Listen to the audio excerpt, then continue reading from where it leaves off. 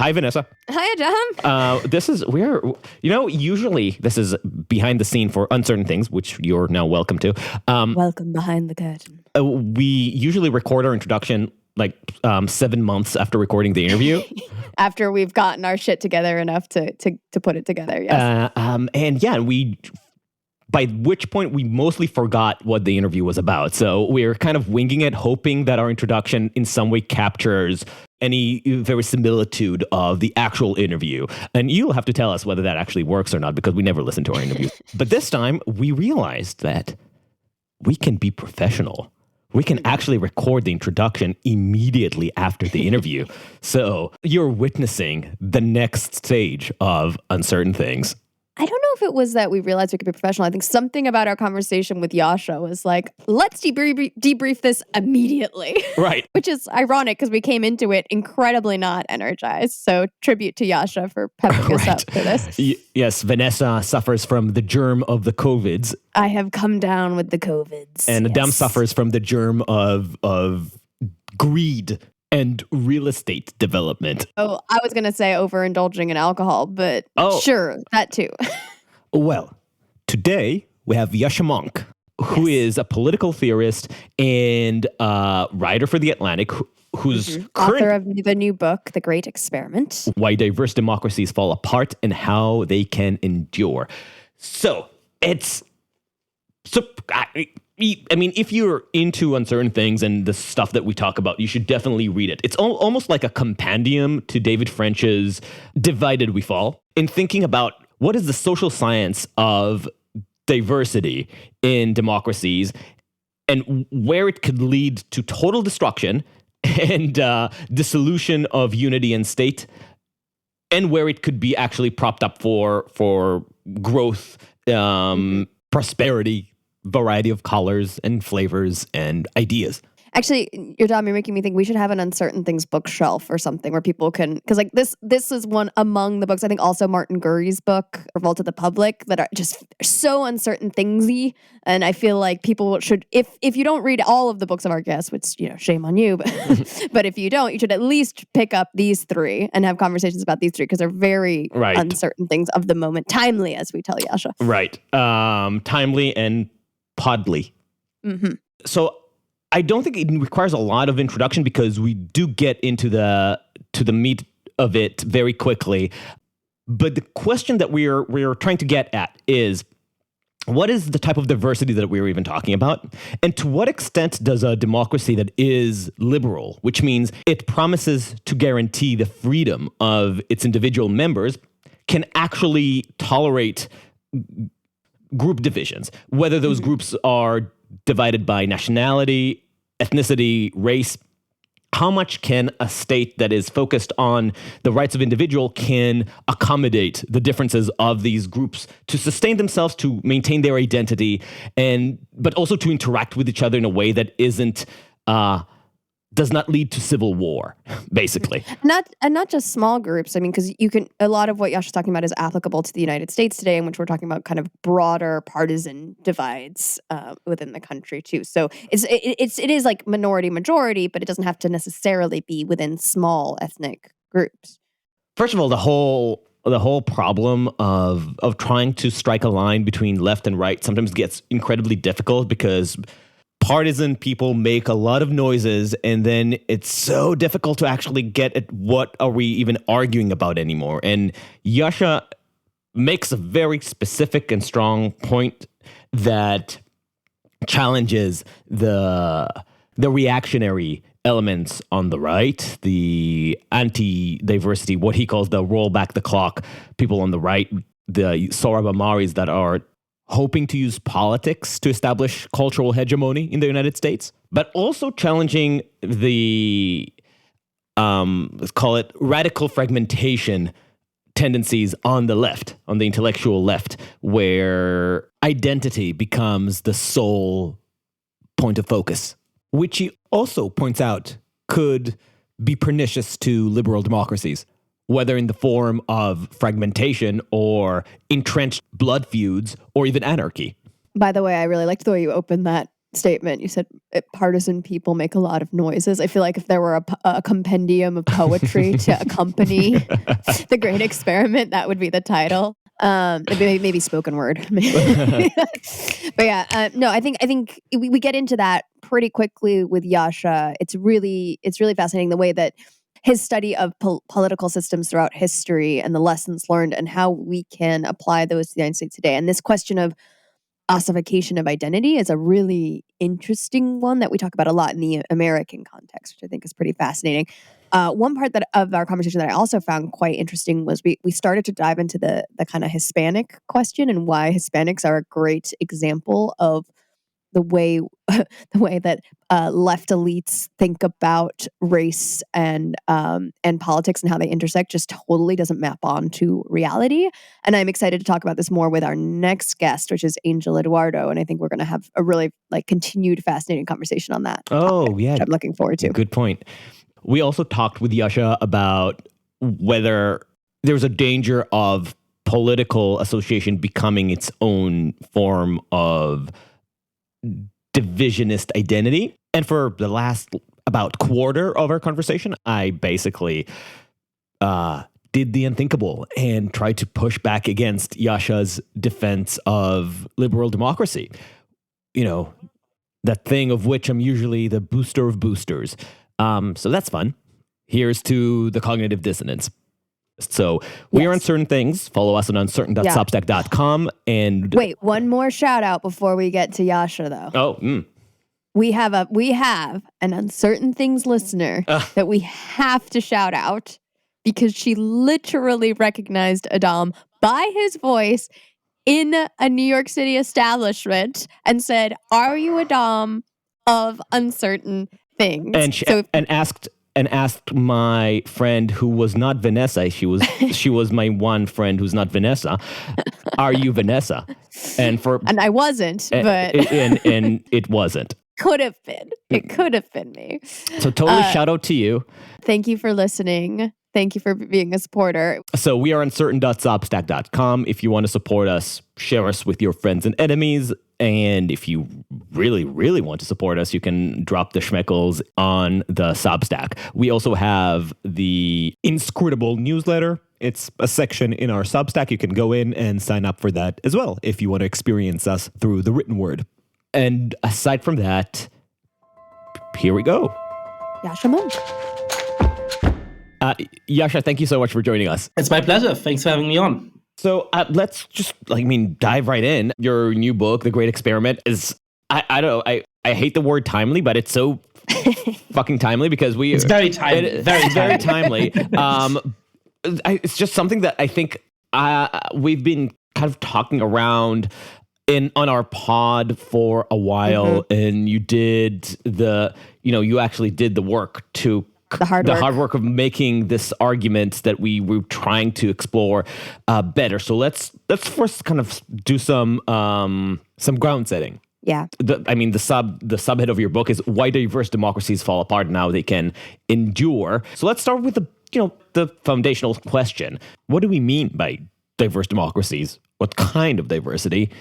And why does it matter? Yeah, that's a great starting point. So, look, every society thinks of itself as diverse in certain kinds of ways, right? So today in the United States, the difference between Catholics and Protestants is not particularly salient. We don't think about it that much. We don't worry that there's going to be some deep conflict between Catholics and Protestants breaking out tomorrow. But that was very different for much of the history of Europe. That's different today still in Ireland and Northern Ireland, right? So there's all kinds of different fault lines between different groups that societies have had.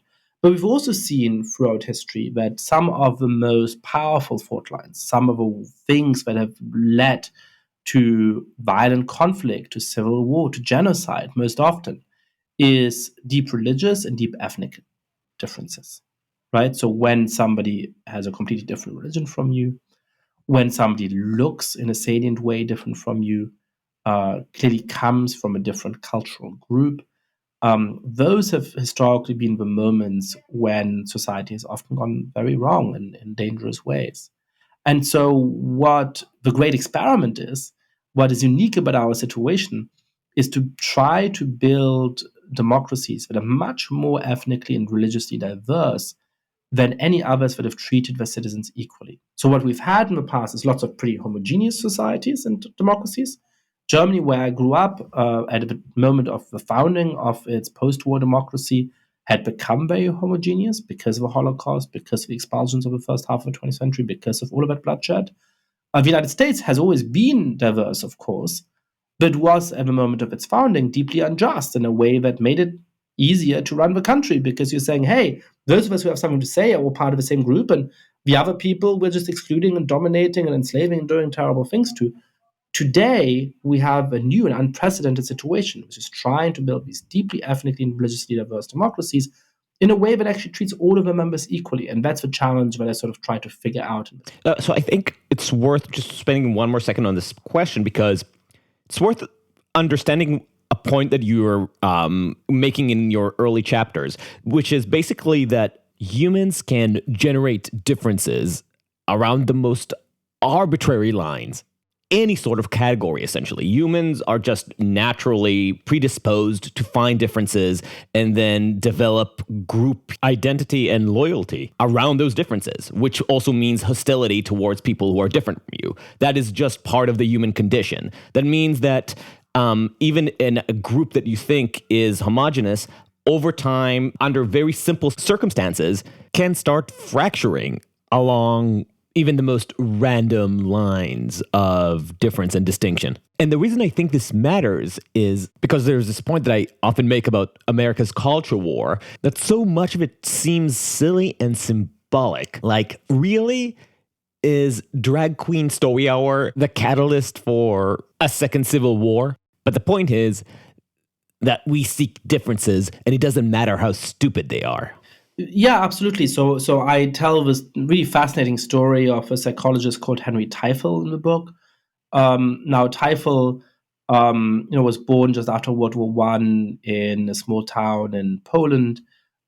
He was born to a Jewish family, was not able to study in Poland because of a quota on the number of Jews who were allowed admission to universities at the time. So he enrolled at the Sorbonne to study chemistry. And then within a year or two of him starting university, World War II broke up, and he volunteered for the French army as a soldier. He survived the war as a prisoner of war. So he was treated as a French prisoner of war rather than a Jew because of the Geneva Convention. Most of his family was killed. And after the war, he thought, well, I really want to figure out, what is it about groups that makes people do these terrible things? Why is it that people are willing to discriminate against outsiders in favor of the in-group in these extreme ways when this group psychology is activated? And there's a lot of research around that in the 50s and 60s, famous things like the Robbers Cave experiment, the Milgram experiment. But Teifel was saying, well, this all shows that groups are powerful. It doesn't show what makes groups powerful. Right? So here's how I'm going to go about to study this. It was a really interesting thought. He said, look, I'm going to create groups that are so silly and so pointless that their members are not possibly going to discriminate against outsiders. And then I'm going to keep adding little features to those groups to understand what is it that makes groups powerful. At what point do they cross the threshold from silly groups that don't really motivate their members to groups that make people behave in these discriminatory ways? And so he got a bunch of kids from the suburbs of Bristol into the lab, and he showed them just a sort of scatter plot, a sheet of paper with, say, 150 dots on them, and he had them estimate and guess how many dots there are. And so some said 120, and some said 180. He said, great, I'm going to put you into the underestimators and the overestimators, and then you'll have to play games where you can win prizes, some cash. And it turns out that the members of the underestimators immediately discriminated against the members of the overestimators in this group, and vice versa. So his attempt to create a group that is so silly that its members wouldn't discriminate against each other failed. Right? It's called the minimum group paradigm. We are incredibly prone to forming groups, and the moment we formed groups, we're going to favor those who are members of them. Is the reverse also true, I guess, in that if it's incredibly easy for human beings to slip into group mentality, is it very difficult for us to revert out of group mentality? Yeah, so it's really difficult to revert out of group mentality. But what is relatively easy is to redraw the boundaries of groups. So let me tell you a second story. So there's a great study about Southeastern Africa. So this researcher goes to Malawi, and he talks to these two tribes there, to the Chewas and the Tumbukas. And he asks the Chewas, what do you think of the Tumbukas? And the Chewas have all these prejudices against Tumbukas. They're saying, the Tumbukas, the wedding dances are wrong, and the married couples, they go and live with a bride's family. That's really bizarre. They should live with a groom's family. And so he says, well, would you ever vote for a member of a Tumbuka tribe for political office? Would you ever marry one of them? He said, no, of course not. What are you talking about? He goes to the Tumbukas, and they have just the same prejudices. It's exactly the same thing in reverse. Their dances are all wrong. They go to live with a groom's family. That's crazy. They should live with a bride's family, etc. So he could afford. This is, as journalists like to say at the time of the civil war in Yugoslavia, an ancient hatred. These people have just always hated each other. They're always going to hate each other. That's just what they're like, nothing to be done, right? But instead, he went across the border to Zambia. And this is an arbitrarily drawn colonial border, like so many of them, just on a map, He's like 10 miles away. It's really a very similar place. No salient differences. And he goes to a Chawa village and he asks them about Tumbukas. He says, yeah, they have different customs, that, marriage chances are different and so on. But no, I like them. I said, oh, really? So would you marry a member of a Tumbuka tribe? Would you vote for one of them? Oh, yeah, sure, no problem.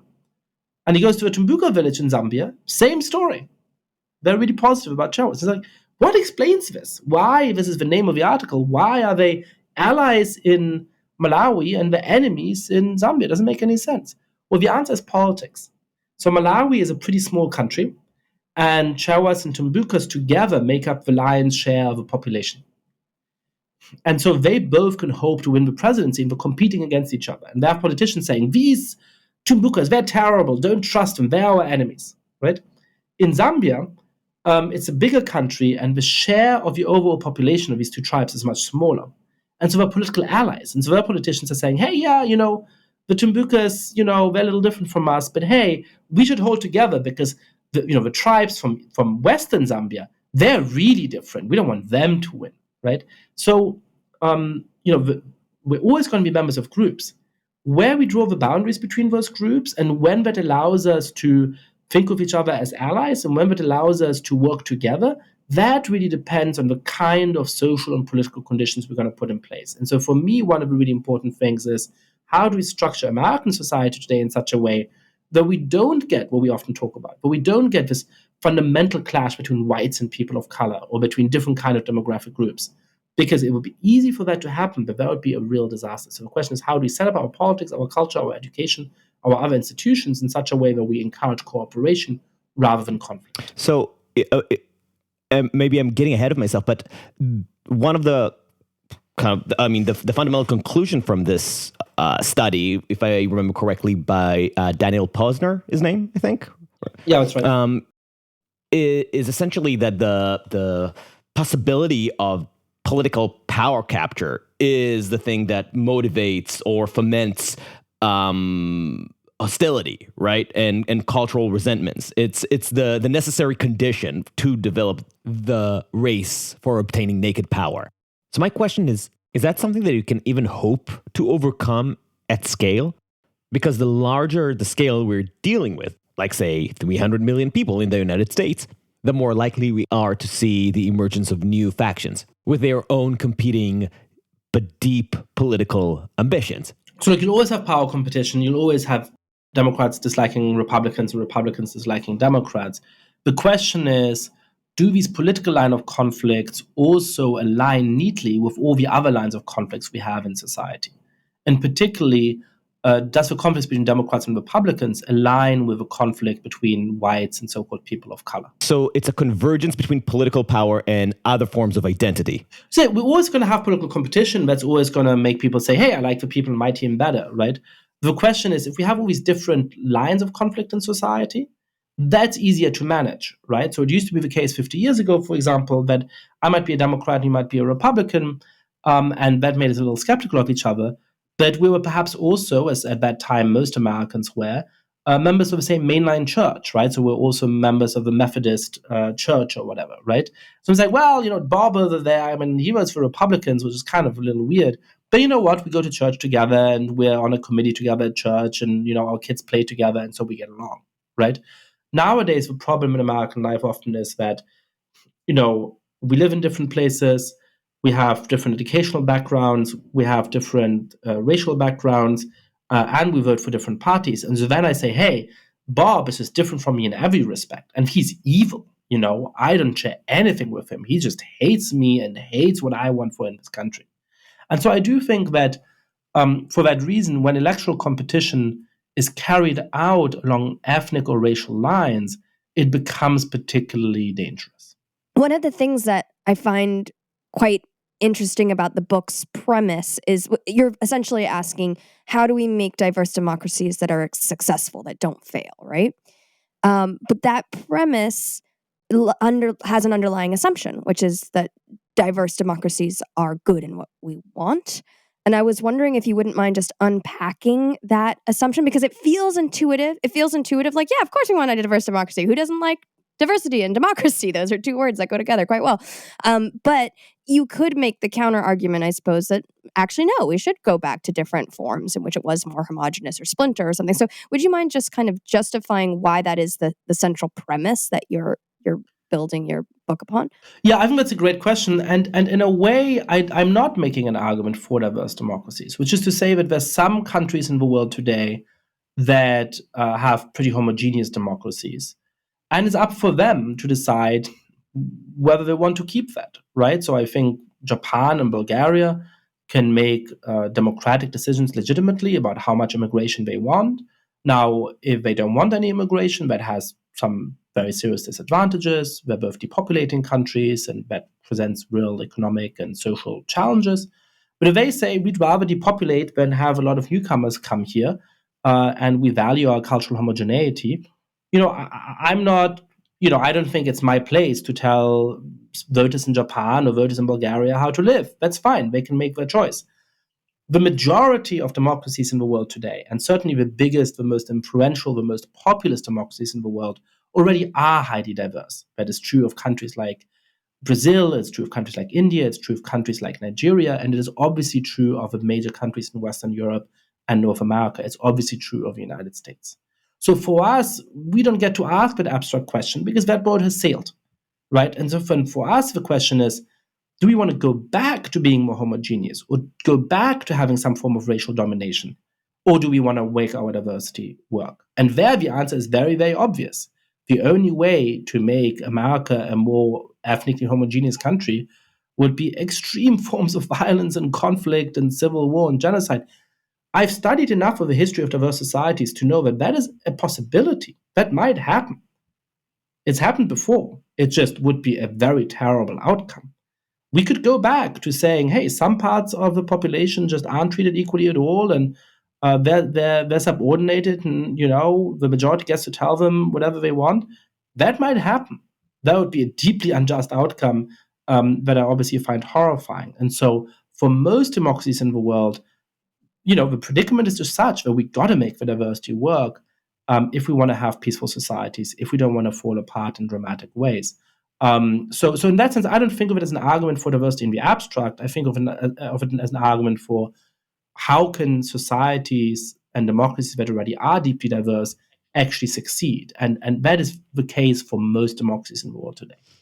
So let's talk about the potential paths for failure of diverse democracies, which you enumerate. I think you list broadly 3 types. So I'd like to let you set this up, and then I have a few questions. So what are the 3 main collapse paths for diverse democracies? So you want me to set this up and walk into your trap, and then you'll have some mean questions. No, that sounds great. Adam's ready to pounce. Yeah, I can picture him. He's eager.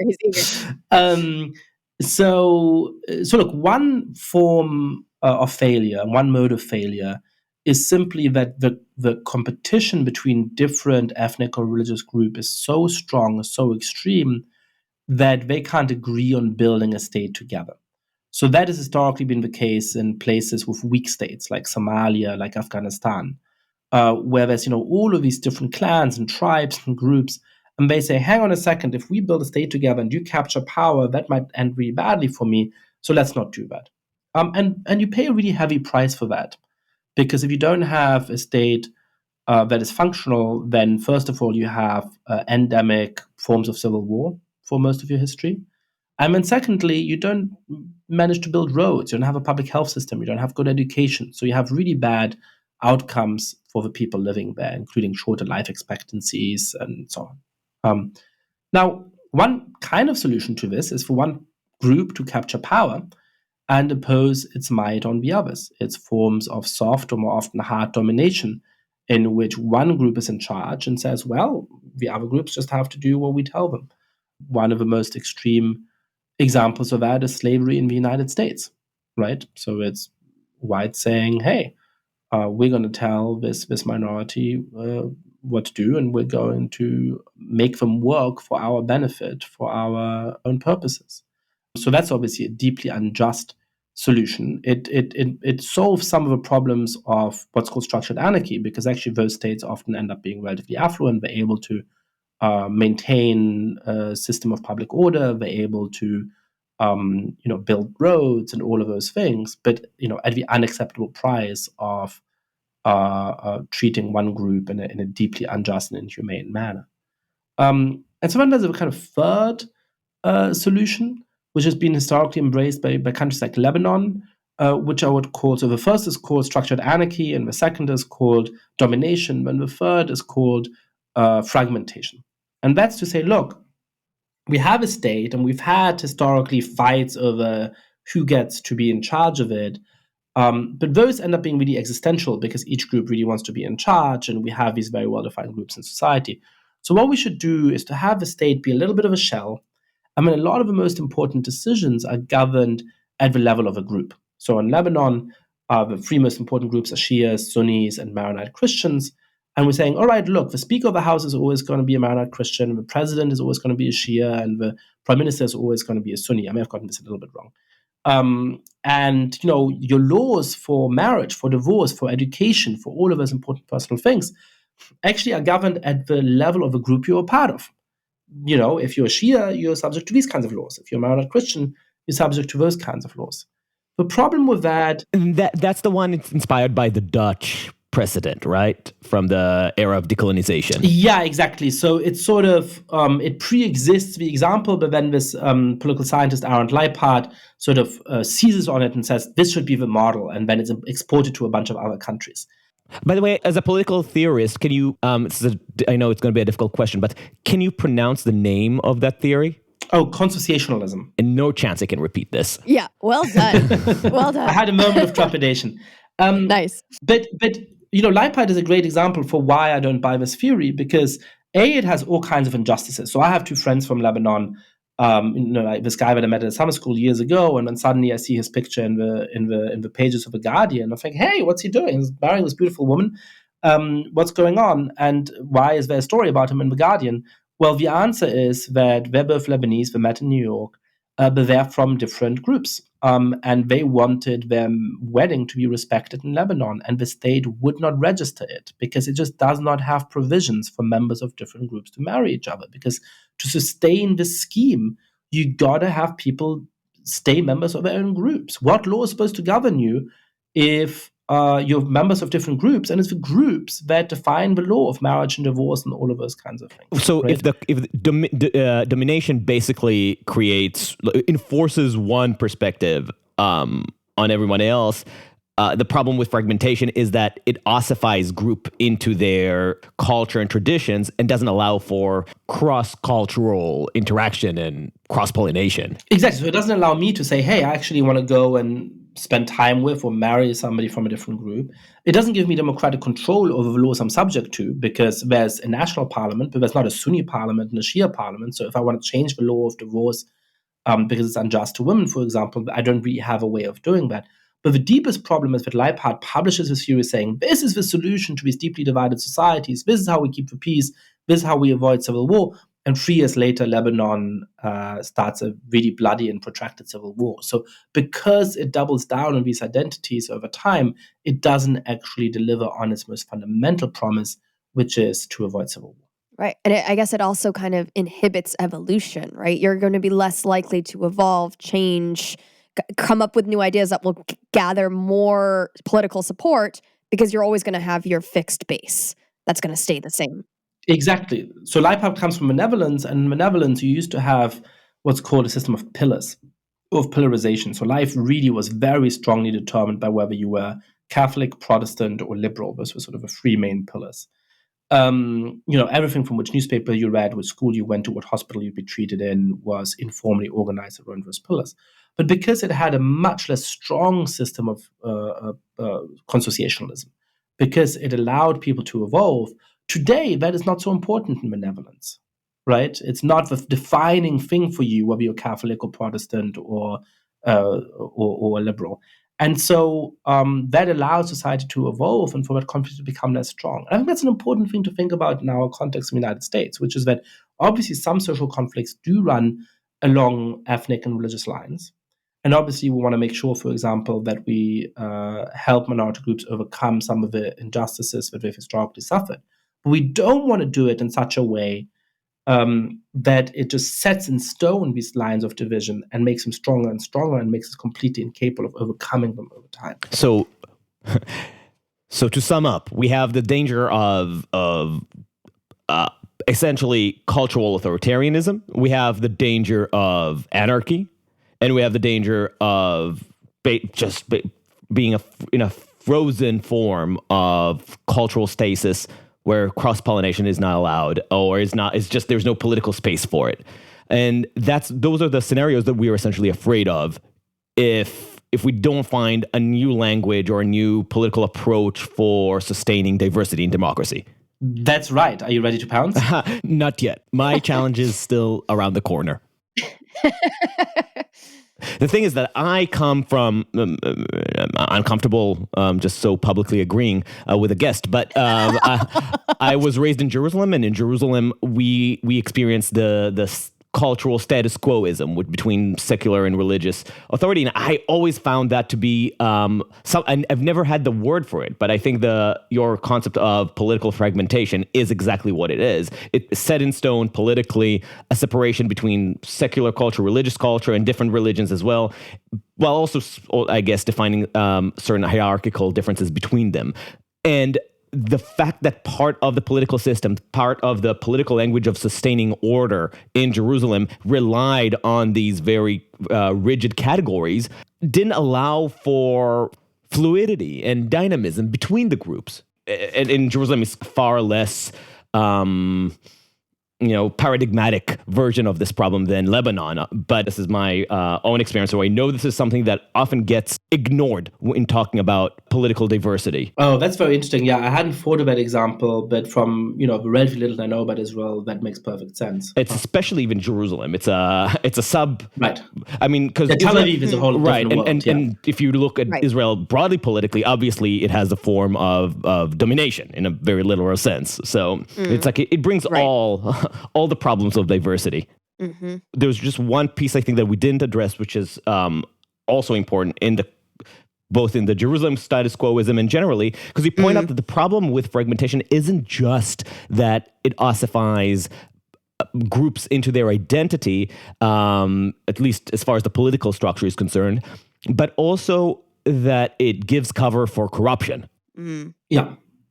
Yeah, that's right. And so that's what you see very strongly in Lebanon, right? But because the only way that you can run the society is basically as having these pretty immobile blocks that aren't very dynamic, that don't change very much, that are represented by the elites from within each block. And so and Leibniz says this very clearly. He says, look, ideally, the average Shia and the average Sunni and the average Maronite Christian never really talk to each other, never really have any kind of exchange. But then their leaders should be able to sit at a table together and hash things out and build up trust with each other because they're sort of, in parliament together and they're negotiating together, and they sort of get along. Now, A, that's a pretty horrible vision for what a society looks like in general, but B, that obviously breeds corruption, because that means, hey, here's the 10 leaders of the different groups sitting together, hashing things out, and one easy way to agree on is you get $1 million, I get $1 million, that guy over there gets $1 million, and all of the people we represent get screwed. So I think it's really a natural result of this. And when you look at things like the terrible explosion in the harbor of Beirut and the deep ossification of Lebanon's political system, it's connected to this supposed fix to the divisions in their society. So kind of drawing parallels, I guess, to the United States, it seems to me that we might potentially be on this track towards that third trap that you were talking about, this kind of ossifying identities, particularly when you think about what you said earlier about our politics and our culture dangerously aligning into ways that might ossify groups' identities and lead us into division. I mean, is that how you would diagnose what's happening in the US right now? Yeah, so I think we have forms of each of these dangers today. So I think, the idea that we have structured anarchy might seem far-fetched because we have a very functional state, we have a giant military, we have a big federal budget. But we see, for example, from studies from around the world that the more salient ethnic and religious diversity we have, the harder it is to sustain a welfare state. So in some countries, as diversity has increased, people have started to support welfare state spending less, and that's certainly a challenge in the United States, where we might say, well, why should we, pay for child benefits if, those kinds of people, in quotation mark, are going to get the benefit, not my kind of people. So that's one challenge. The second challenge is certainly that there's still some forms of domination that structure our reality, and there's some people who would like to double down on them, to reintroduce some of them. So we certainly have to make sure that we don't end up excluding groups, and that's a hard challenge. But I agree with you that perhaps the most obvious and salient challenge is this third one. Is one where we say, hey, you are so defined by the group you're a member of, and the institutions of society encourage you to think of yourself to such an extent as white or black or Asian American or Latino, that we sort of split society into these 4 or 5 rival tribes, but have some uneasy peace between them that gets harder and harder to sustain with every single year. And I think that there are some developments, especially frankly, among the American elite, frankly, among people, often in my kinds of circles, university professors and people at think tanks and foundations and so on, who are really increasing that danger. So one example for this is when I think about what's now the case in many elite private schools in the United States. It's Citadel Friends in DC, at Dalton, and Horace Mann in New York City. Where there's going to be a teacher coming into the classroom at the age of 10 or 8 or 6 and telling kids, hey, the most important thing about you is your skin color, and now we're going to split you into groups of African Americans and Latinos and Asian Americans and whites and talk to you about injustices in the country and so on. And it's good to raise consciousness about injustices. It's good to talk honestly about the state of our society. But when you do it in such a way that you're from the top down communicating to children, the most important thing about you is the color of your skin, and that's how you should organize. It's not likely that we're going to build more solidarity. It's likely that we're going to activate all of those in-group favoritism and out-group discrimination mechanisms that we've been talking about at the beginning of our conversation. And that's especially true for whites. So there's now good emerging data that when you tell white people how privileged they are and how much they're defined by their race and how much they should give up those advantages, they actually become more discriminatory, not less discriminatory. And so the idea that something's good going to come from taking these 10-year-old kids and trying to raise in them the consciousness of a white identity and turning them into committed anti-racists in that kind of way, I think is just very short-sighted and very naive, and does really run the danger of fragmenting our society in this way. Now, I will also say something else, which is that at the same time, when I look at what our society actually looks like in the breadth of it, away from these political developments, away from what I think is the misguided pedagogy in some schools, it's really positive. When I was born, a majority of Americans, and I'm 39, a majority of Americans, a clear majority of Americans, still thought that interracial marriage is immoral. You used to have about 1 in 33 kids being mixed race. Today, the number of Americans who think that interracial marriage is immoral is down in the single digits, and you have about 1 in 7, 1 in 6 kids who are interracial, so or who are mixed race. So actually, there are lots more friendships, lots more relationships, lots more business partnerships, lots more contacts being created between different ethnic groups in the United States every day. When I look at what's going on in the heart of society, I don't see that fragmentation. I actually see a process of defragmentation. But I worry about the way in which our political conflicts and the ideas of some influential people in America might actually push us back towards a kind of polarization. And what do you think about my more abstract concern that the culture warism, which can, derive a lot of its energy from racial, ethnic, or even gendered concerns, but ultimately revolves around political identities, can lead to the degree of fragmentation that we're seeing in more hyper hostile and fractured nations? Yeah, so one way that I'm thinking about reality at the moment is that we have a kind of cultural civil war of the elites. And one of the questions, but actually a lot of the trends in the last decades in the heart of American society have been positive. People are much more tolerant than they were. There's actually much more integration at the grassroots. But tolerant of what? You see the tolerance, you mentioned some degree of progress around race, some degree of progress around accepting immigrants. But can you say the same thing about your political group or tribe?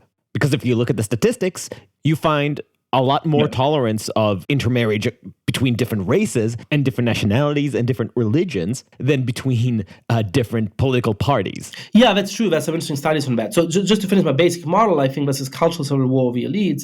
And then the question is whether they're going to manage to impose that on the rest of society.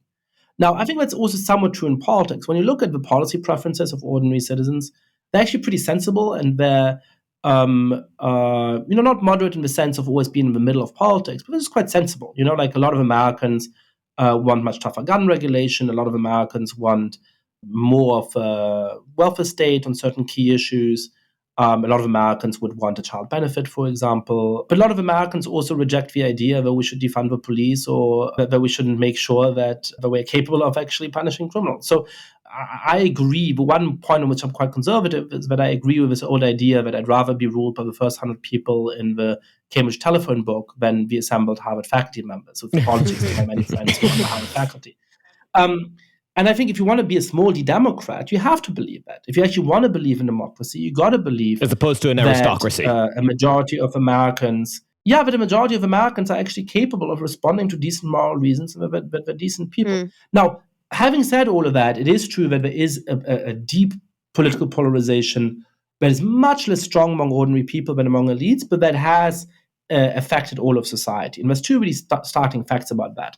The first is that in the 1960s, Americans didn't care whether their child would marry a spouse of a different political party, but they certainly did care if a child wanted to marry a spouse of a different race. And in some parts of America, of course, they were still illegal in the 1960s. Today, that is reversed. So people are much more likely to dislike the idea of a child marrying the out party than marrying somebody of a different race. Yes. And there's also another really interesting study where they had these people in the lab choose scholarships for students, right? And so they could give out 2 scholarships of 5 students or whatever, right? And they manipulated the CVs a little bit. And so there's 2 ways in which they manipulated them. One indicated their political leaning. So the kid was the president of a high school Democrat club or a high school Republican club. And one indicated their GPA, right? Just as a matter of objective or more or less objective merit. And then the third was by race. So there was some marker which clearly indicated whether somebody was white or black. And it turns out that there was a little bit of in-group discrimination on ethnic lines, not very much at all. Among Democrats, I believe there was none at all, or perhaps even out-group discrimination on that particular metric.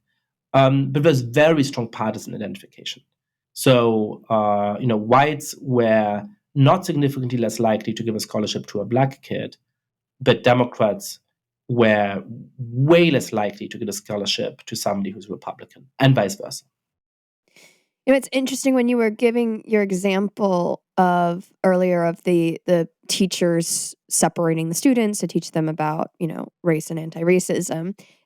I was actually kind of surprised that you were marking the divisions in our country along racial lines and like giving that as an example of the ways that we're dividing races. Because for me, I thought you were going to say that the division is much more along cultural and political lines, like elite coastals or urbanites, if you will, and like non-urbanites and more conservatives.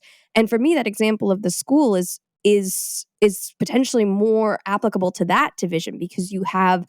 I'm imagining that the teachers, the educational systems are part of these urban elites that are enforcing kind of their racial ideologies into the educational system to create children that are thinking in these ways. And if you're going to get any pushback, it's from families who don't necessarily ascribe to those political, cultural alignments. And then you're going to get more of this settling out where those people are potentially going to leave the cities and go to other places, maybe smaller cities or more suburban places where they won't have to deal with that. Or to Florida. Or right to Florida, to where they don't have to deal with those kinds of institutional values being pushed on their children. So I'm just curious if you kind of agree with me that it potentially could align to that fragmentation as well. Yeah, look, here's an example which may seem unconnected, but I think really is making the same point. I read a report a couple of days ago, yet another report about why on earth are Hispanics all voting for the Republican Party now? They're not all voting for the Republican Party. Most still vote for the Democratic Party. Media really don't get Hispanics. They really don't understand. It's incredible. Understand. It's just nuts. And so what does the report say? This is like funded by the big Democratic players and sort of, this is like a key part of the Democratic Party's attempt to like stop them from voting for Donald Trump in 2024, which, if you ask me, is a pretty important cause. And what do they say?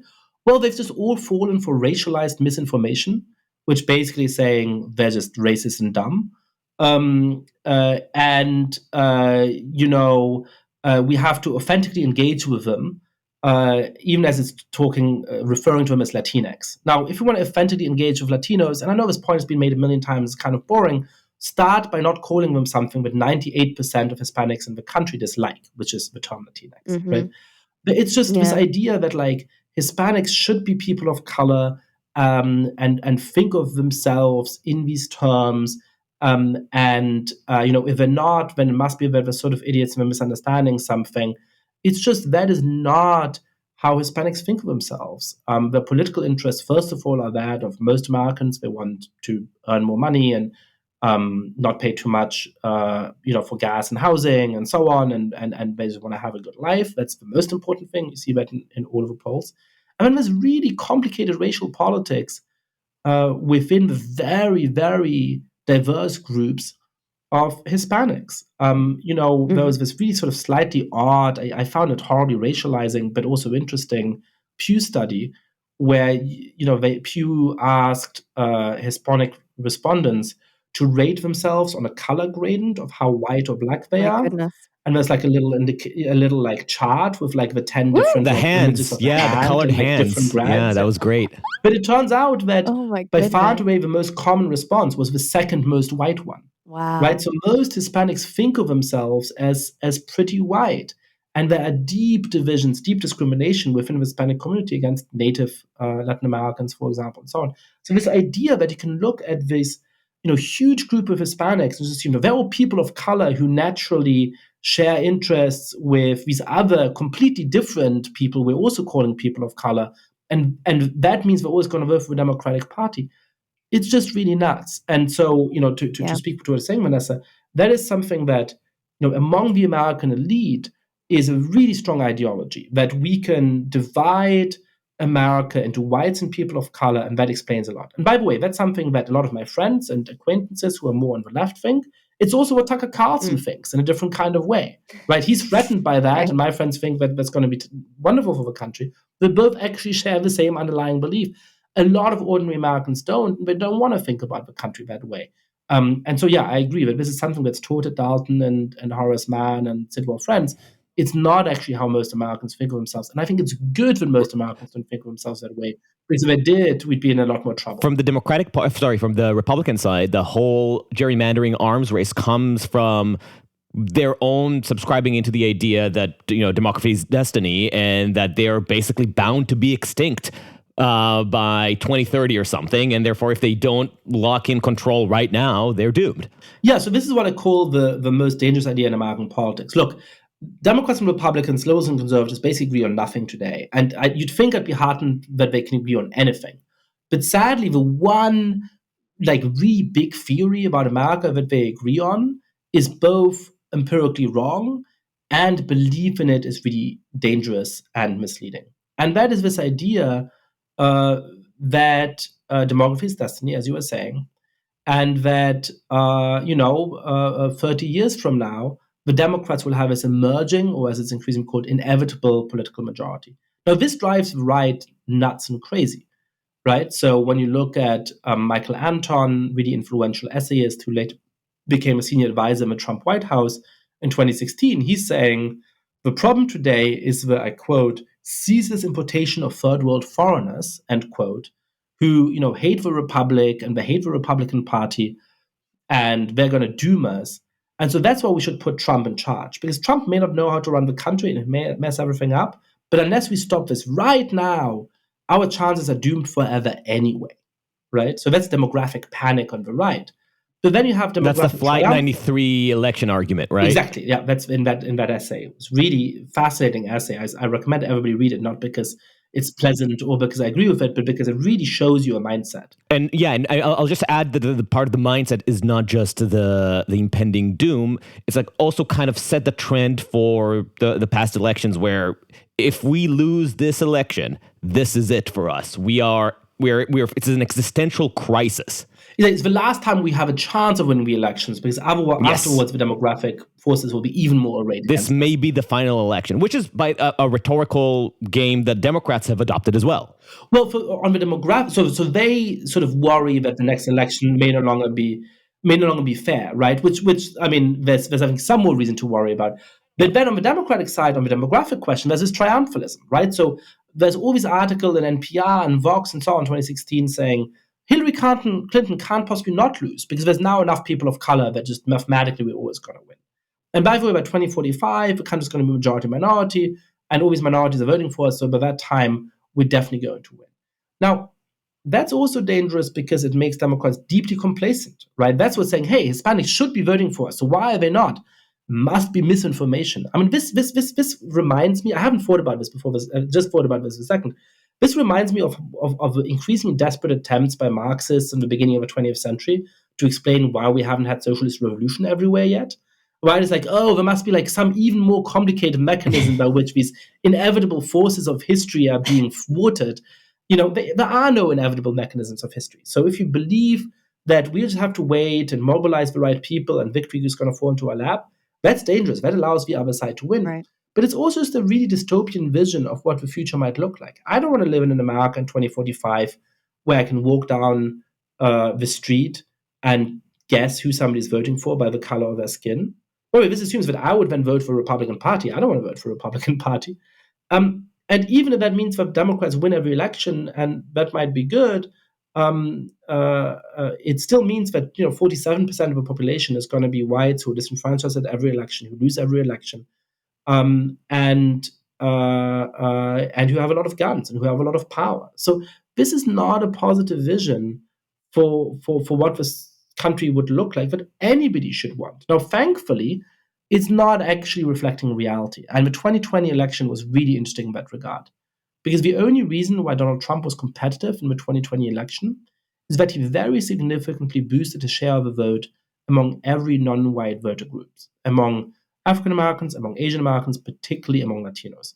And the only reason why Joe Biden is the legitimately elected 46th president of the United States is that he significantly increased the share of the vote among white voters relative to Hillary Clinton 4 years ago. But you've touched on the scary thing. When I mentioned Democrats are also adopting some of that rhetoric, they've adopted this, I think, even before the current push on the Republican side to truly rig the election in a true sense, John Eastman style. But the point is that there is a constant gerrymandering arms race that partly originates in the demography's destiny approach, but is becoming separate to it and is becoming just focused on politics. And that terrifies me because you can see how it really is a process of constant escalation on both sides. Yeah, and so what's really interesting about the gerrymandering is that for a long time, gerrymandering gave Republicans a real advantage, in part because they were a little bit more ruthless about it, in part just because they had more power at the state level, so they were more able to be ruthless.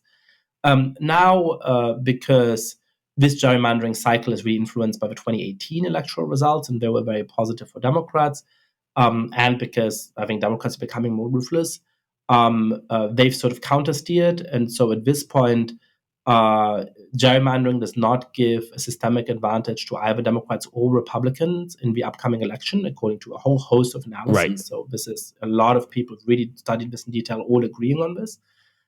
So you could think, hey, it's not a problem. In the past, they gave one party an advantage, and now it doesn't. It's still a huge problem because, first of all, it's just absurd when you look at the shapes of these districts where, they make you laugh or cry. Secondly, it robs people of real choice because it means that the vast majority of Americans live in really uncompetitive districts, and the legislators are choosing their own voters rather than us choosing our legislators. But thirdly, it is pushing our politics to the extremes because instead of elections being decided in the general election in a tight competition between two different political parties, they are decided in hyper-partisan primaries in which the winner of that primary is virtually certain to go on to win the general election. And that is a real problem. So yes, thankfully, it's good that we no longer have a partisan lean, but for American politics, that's still a really deep problem. Right, which means but about the primary, obviously the result is that the most crazy voice that appeals to the base is the one that's going to win, because the people who go and vote in primaries aren't the general public or not even the general voters of certain parties, but the people who really have the political motivation to go and vote for their representative, which usually would go for the crazier, more partisan voice. Adam, I was going to ask if you wanted to switch you to your question that you want to ask, because I don't want you to forget it. Yes. So you make a strong case for liberal democracy, which is a subject that we often get to on this podcast. But you start with articulating exactly what you think the role of a state should be. You argue there that, especially given the context of diversity, that the role of a liberal democratic state should be to facilitate the freedom of, essentially the freedom of conscience, which is, to think, feel, believe, express, and fuck whoever and whatever you want. And it's the state's role to protect the individual from having their rights infringed upon by the state itself. That is, by people in power. But then you also add a very, revealing argument that this is insufficient in itself. It's not merely a libertarian formulation of protection, but also a state needs to be protecting the individual from the potential oppression of its own group. If a group has certain practices that are restrictive, that limit an individual's freedom to maybe exit the group, like Jewish Orthodox Society, or if the community enforces certain violent practices on the individual that they can't opt out from, then the liberal state should be responsible to intervene and prevent that. And this is where I had my question, because you also make a part of your argument for where we should be putting our energies politically and culturally is finding a shared purpose as a country, a shared identity, things that unite us, find shared goals, shared meaning. But for a lot of people, as you point out yourself, their shared meaning are derived from their groups, from their cultures, their communities, whether they're religious, ethnic, or separate nationalities.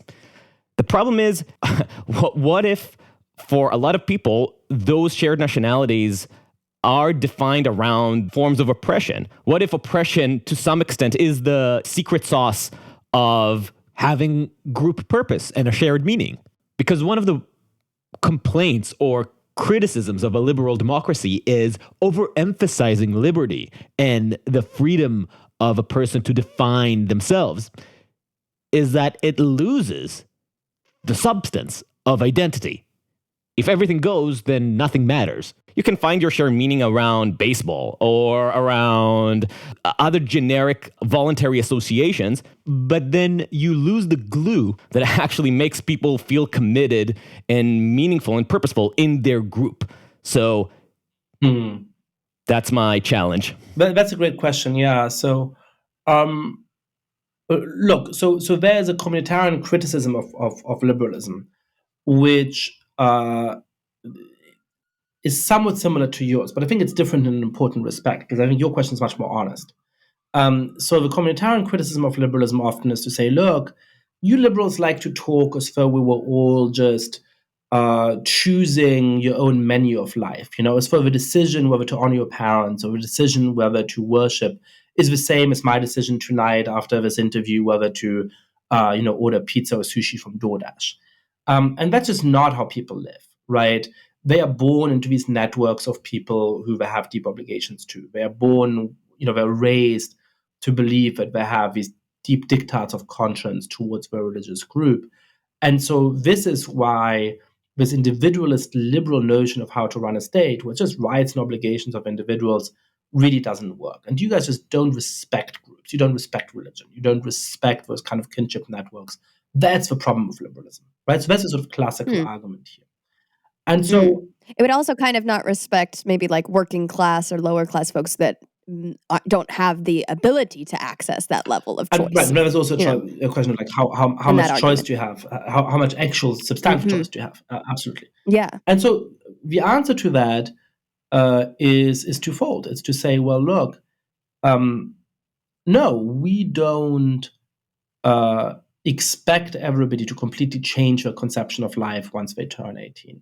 We know that most people are going to continue to be in touch with their families and to have obligations towards them and to feel that that's something that they didn't really choose, that is just part of how they grew up and how their life is always going to go. We know that most people have religious beliefs that match that of their parents and are at least to some extent going to remain members of those religious communities.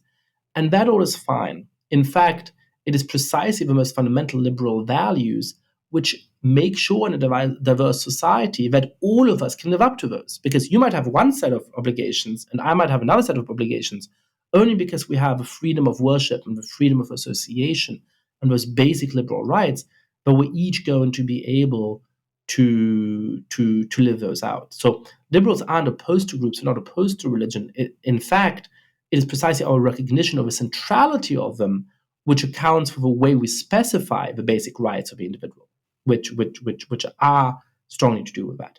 But, and here's my objection to that kind of communitarian conception, it's my more direct response to Adam's question, there are also going to be some people who want to leave the society they're in, or the group they're in. There are going to be some people who say, hey, my parents say I have all these obligations to them, but actually they were abusive. They treated me terribly. I don't like the way they live, and I want to go no contact with them. I want to go and lead my own life, right? There's going to be some people who say, hey, I was raised in a religion which says that sex before marriage is a sin, and I'm supposed to consult my parents on who I'm going to marry. But you know what? I'm 20 years old, and I'm fallen in love, and I want to go and date this person. I want to have sex with them, and I don't want to be afraid that my parents are going to beat me up or send me to conversion therapy or murder me or do all kinds of other terrible things that actually do happen in our society from time to time, right? And so at that point, my answer is just, yeah, you have a clash of values, right? You have a vision of society which says tradition and groups and religion is so important that they should be allowed to force people to remain members of them. That's because really important things are at stake. Going to heaven rather than hell is at stake. Then there's another conception which says, look, I'm sorry, but one of the obligations of the state is not just to protect groups and individuals from the state and from a tyrannical majority. It's also to protect members of those groups against their own group when it becomes necessary. It's also to say you can escape what Dara Acemoglu and James Robinson call the cage of norms. You are able to leave your own group if you so choose. Most people won't. But if you choose to leave your own group in that kind of way, we got to make sure that you're able to do that. Right, but this is where we get into conflict, or I think into the worthy discussion is the cage of norms essential? So you're saying offer a way to opt out. The state should facilitate opting out. And I was involved in Jerusalem in many groups that that tried to create a path for people to exit the Orthodox society if they were gay or if they were women who wanted to escape their husbands. I know how difficult it is to create those facilities, and sometimes you actually need to secure their physical safety because their community might actually try to come after them. But where do you draw this line? Because first of all, just giving the right to exit a group is already difficult and obscure enough, but let's accept it at face value. But what about circumcision or female genital mutilation? Are those things that the state should be involved in? Where do you draw the line of what's acceptable in-group oppression and what isn't? Yeah, so let's first of all start with this. So what are the two different models here, right? So one model is, hey, groups should be able to oppress, or they should be able to actually tell the members what to do. Without which I argue the group doesn't really exist as a group. And to say that you can derive meaning from that group just on the abstract of, and I don't know that I fully believe that, but I'm leaning hard into this argument just to see your reactions. Yeah. But my point is that if you give up on all the norms and just follow the abstract of an ideal identity, then you're no longer, Jewish, you're Reform, which is basically Christian Protestant. Well, okay. So let me say two things about this. So the first is, look, I just believe that at that point the group is no longer worthwhile. I think that there are many groups that have deep meaning around the world, but that one of the preconditions of being sufficiently just that we should pay you respect is that you don't coerce your members. And actually, America is a society in which people have great individual freedom and can go and do whatever they want. And yet there's a thriving Orthodox Jewish community. I actually currently live in one in Midwood. I mean, there's Orthodox Jews all around where I am in Midwood. They all have the right to go, 5 steps on the Q train and go to a nightclub, and they don't. So I just don't think empirically that it is true that in a society that gives people those rights, thick groups with thick obligations on their members are doomed to cease existing. Actually, I think America has historically been great for these kinds of groups. And then B, when you think about how to make a diverse society work, I just don't think it's going to work if you don't give people that individual freedom. Because then groups are going to start to say, we're going to impose our views on everybody else, and that's going to be a real disaster. Now, there's going to be hard cases, right? And so I think there's a sort of idea in philosophy sometimes. It's an interesting methodological point about philosophy, if your listeners will indulge my political theorizing for a second, where people think, look, if you have the right conception of the world, then there shouldn't be any hard cases, right? Like once you have the right principles about some question, then it should just always be obvious what you should do in the world because the principles tell you what to do. And that's not actually the case. The right principles should point to the competing considerations. But there's still going to be hard cases where you say, hey, this is like so much in the middle where like from one value we hold, we should do X, but from the other value we hold, we should do Y. And the standard is, do our principles explain in the right way how to maneuver that kind of situation? So female genital mutilation and circumcision are really difficult cases because especially in the case of circumcision, it is historically a marker of a belonging in a community. It is a religious duty, but it does also alter the body of young children in a way that's unchangeable and irreparable and that they don't choose, right? So for me here, the question is there a compelling interest of a child in being able to make that decision themselves? And I think a lot of the question of that goes back to whether this infringes with a sexual liberty in a very significant way. We give children braces, we do all kinds of permanent aesthetic alterations to them that they can't undo. As long as there's no compelling interest at stake, that's perfectly fine, but falls into the realm of decisions parents can make for their children. When you talk about forms of female genital mutilation, which make it hard to orgasm, which make it hard to enjoy a sexual life, that is obviously unacceptable.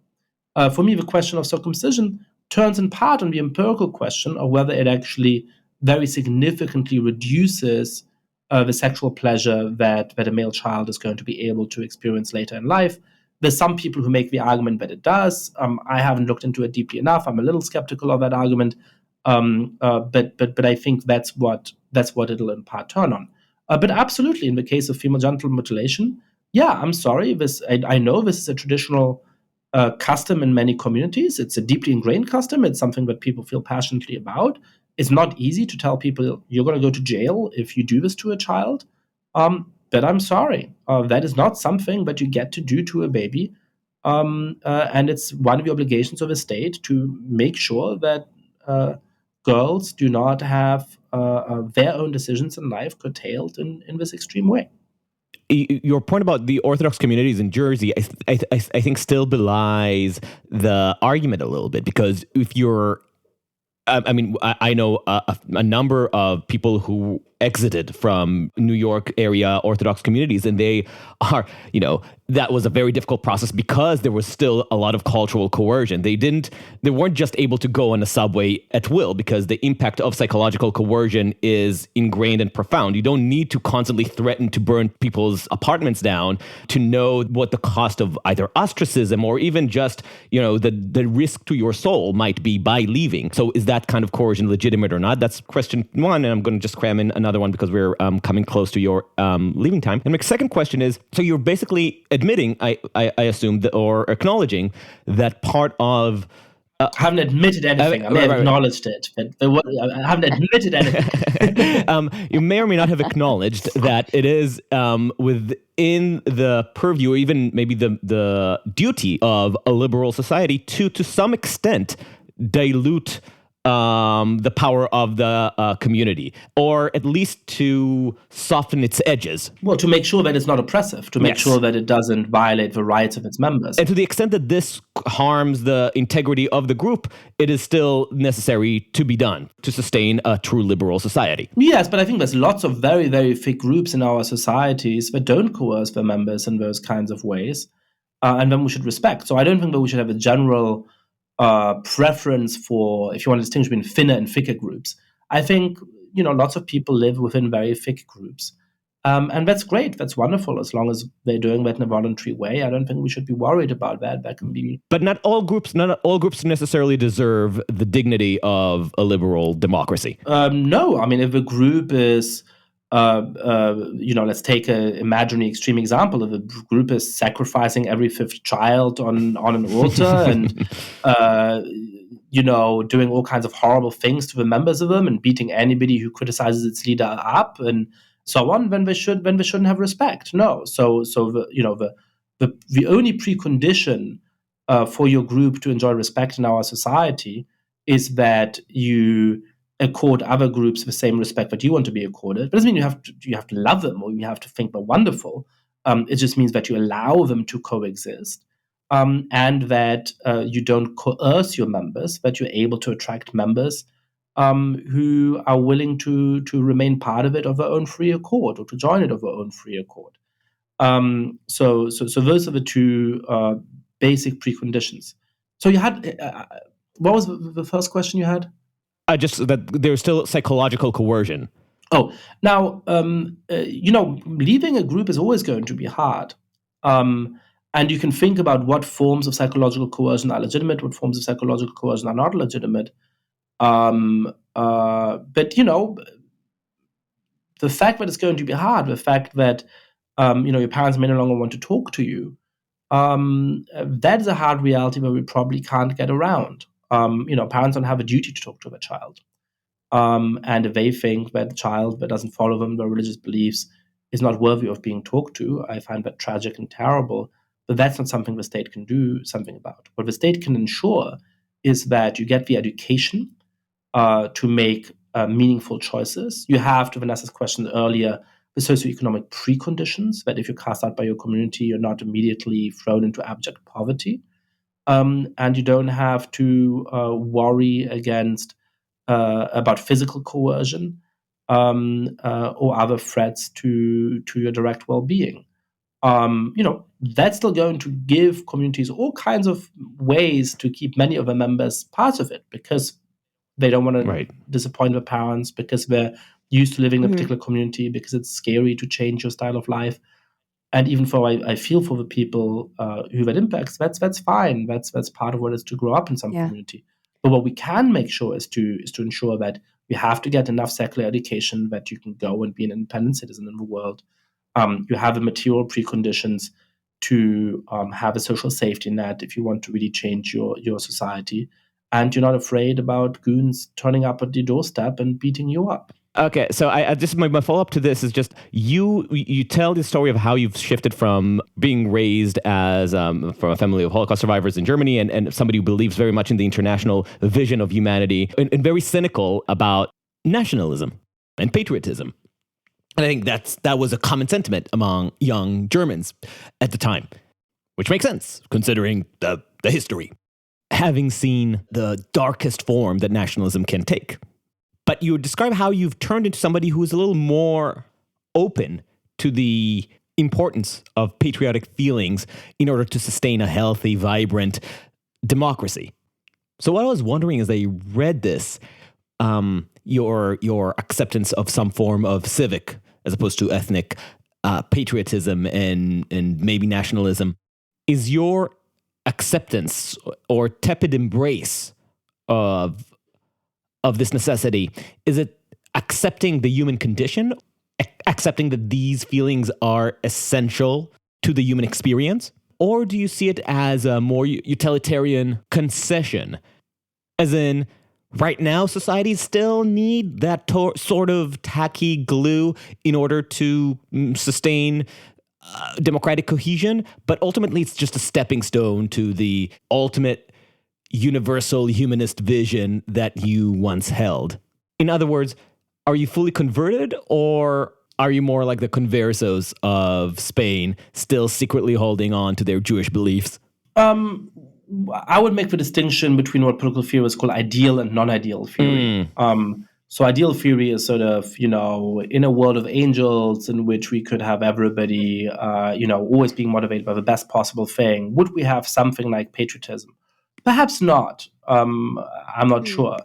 But we live in non-ideal theory, right? We live in a world in which people have a psychological makeup that they do. And part of its psychological makeup is to really be drawn to groups. And in a deeply ethnically and religiously diverse society, for me, this means we're always going to have those communities you just talked about, Adam. I really don't think that because we give people the liberty to leave their groups, suddenly there's no longer going to be any Jews, there's no longer going to be any Christians, and there's no longer going to be any Amish. That just isn't what the world seems to look like. People have these really strong group identities. But precisely because of that, we then also need something that goes above that. We also need something that allows people to say, hey, I might be a Hispanic guy living in LA, and you might be a Black Muslim woman living in Michigan, and this person might be a WASP living in Vermont. But actually, we're rooting for the same team at the Olympics. Actually, we are capable of sustaining a welfare state together. Actually, we're willing to defend our country together, as we're seeing millions of patriotic Ukrainians do bravely on the news every day at the moment. And so that's why, as a German Jew, patriotism did not come naturally to me, but I have started to embrace the notion of patriotism. One that rejects ethnic ties as the foundation of our patriotic sentiment, that says that it's obviously not limited to just having the same ethnicity. That's not what makes it meaningful. One that is based on civic patriotism, on the Constitution and our common civic values, but that also has a strong cultural element that recognizes that actually a lot of Americans who say they love their country do so because they love its sights and smells and sounds, its landscapes, its cities, its ways of doing things, its cultural scripts, its celebrities, its TikTok stars. And that is actually a dynamic, naturally diverse culture which is looking towards the future rather than the past. And we shouldn't be afraid of embracing that. So, Yascha, I want to ask you for our last question, something we try to ask all of our guests when we can think about it in time. What do you think are the biggest blind spots on the left and the right? Well, I think ironically, the biggest blind spot is actually the same on the left and the right at the moment, which is to say that the right has become deeply pessimistic about the state of a great experiment, about the state of our diverse societies, saying, for example, that all of these immigrants from Mexico and El Salvador and so on aren't integrating, aren't succeeding, they're somehow inferior, and all of that kind of stuff. Now, the left rejects that attribution of blame but it actually is similarly pessimistic about the state of our society. It might say that all these immigrants from Mexico and El Salvador can't succeed in the way that Italian and Irish Americans did 100 years ago, because our society is so racist, so discriminatory, that they never have a chance. Now, there is racism, there is discrimination in our society, there's lots of problems, but actually the best studies show that immigrants from those countries today are rising the socioeconomic ranks, are succeeding at about the same speed as Italian and Irish Americans did 100 years ago. And so I think that a lot of people have a starting point when thinking about diverse democracies, where they say it should be really easy, but look at all the problems we have, so we're terrible and we should now become pessimistic. The movement of my book is the other way around. I think once you look at this topic in detail, you realize that it is really hard. It's really hard to make this stuff work. But actually, by comparison to how hard it is, we're doing really well. We've made real progress. And purely politically, we're only going to manage to convince people to embrace this diverse democracies, to embrace the project of what my book calls the Great Experiment, if we have an optimistic vision of a kind of society we could all live together in to offer. And so that's what I try to do. Yascha, thank you so much. Thank you. Thank you so much. And thank you for indulging us in our devil advocacy, by the way. No, that's great. No, I really enjoyed that. Thank you. That was great. Thank you for listening to Uncertain Things. Follow us on uncertain.substack.com or wherever you get your podcasts. We are Uncertain Pod on the social media when we are on social media, which is infrequent, but you can share us with your friends and enemies, which will be a great support. Thank you, and until next time, stay sane.